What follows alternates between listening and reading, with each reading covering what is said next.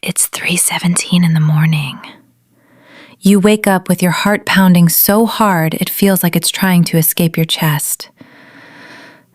In the dream, they were there again. The same person, the same betrayal, the same desperate feeling of trying to explain yourself while nobody listens. And even after you open your eyes, your nervous system still believes it's happening. You tell yourself it was just a dream, but your body doesn't agree. Because what if those repeating dreams are not random at all?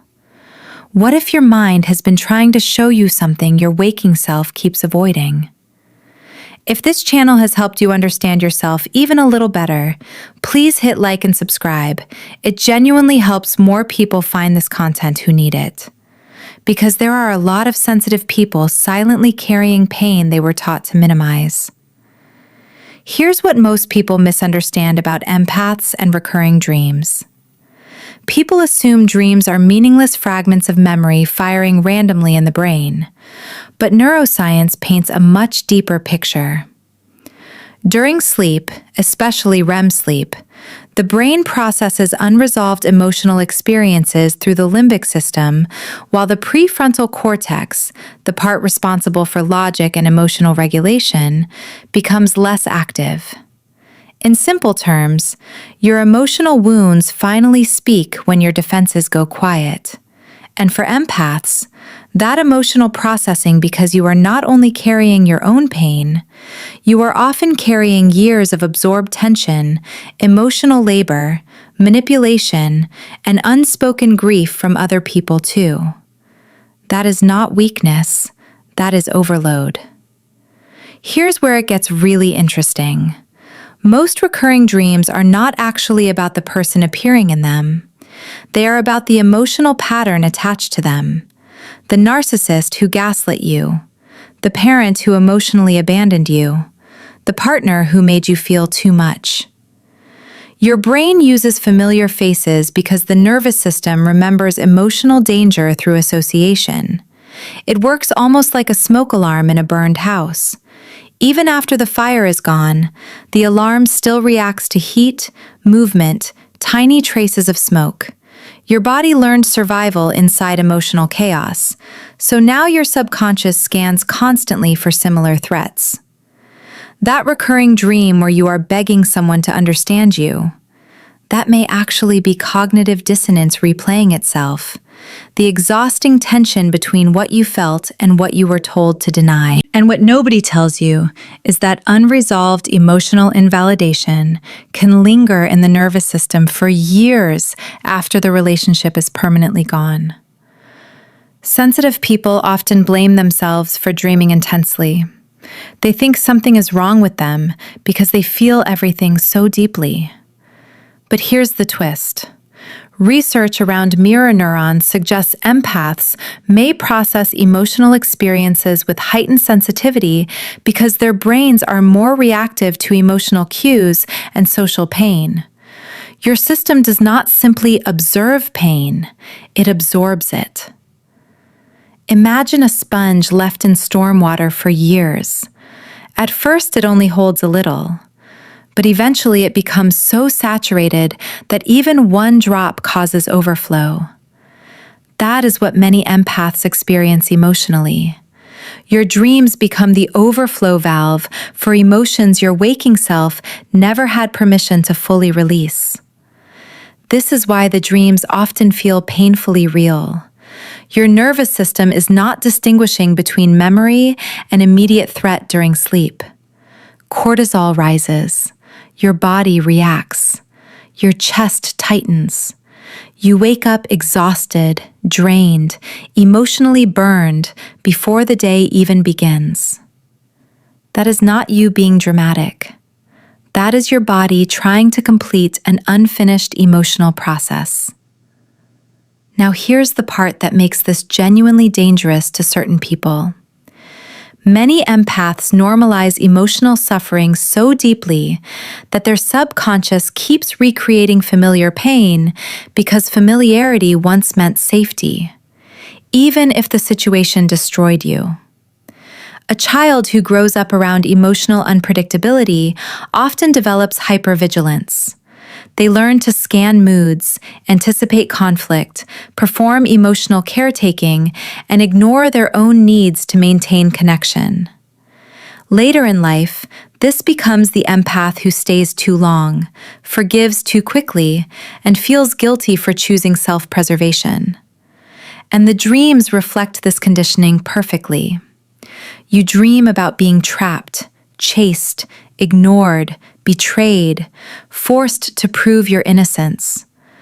Not because your mind enjoys suffering, but because the nervous system is rehearsing old survival scripts, like grooves carved into stone by years of running water. The brain loves patterns, even painful ones, especially painful ones that once kept you emotionally attached to people you needed for survival. And until those patterns are consciously interrupted, the subconscious keeps replaying them at night like unfinished recordings. But here is where it gets fascinating. Recurring dreams can sometimes intensify right before emotional breakthroughs. That sounds backwards, but think about how the body heals a physical wound. Before infection leaves the body, inflammation often increases. Pressure rises. Pain becomes more visible. Healing is not always gentle. Sometimes it is the system finally expelling what was buried. The same thing happens psychologically. When an empath starts setting boundaries, choosing peace, walking away from manipulation, or no longer abandoning themselves to rescue others, the subconscious often reacts dramatically at first. Old fears surface, old memories return, painful dreams increase, because the identity built around survival is collapsing. And here is the truth nobody tells you. The moment you stop performing emotional labor for everyone else, some people will experience your healing as rejection. Your clarity becomes dangerous to people who benefited from your confusion. That is not coldness.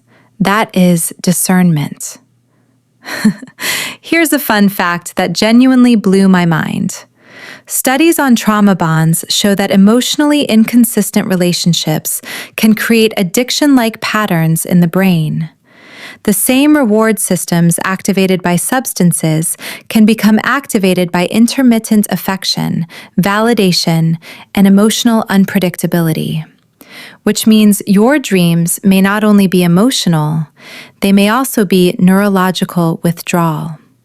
Your body became chemically attached to cycles of hope and disappointment, to waiting for the text, the apology, the emotional breadcrumb. So even after you consciously know someone was toxic, your nervous system may still crave resolution from the very source that wounded it. This is why empaths often feel shattered long after everyone else expects them to move on.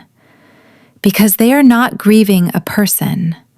They are grieving the collapse of a fantasy their nervous system fought desperately to keep alive. So here is the truth nobody tells you. The fact that you keep dreaming about the pain does not mean you are broken.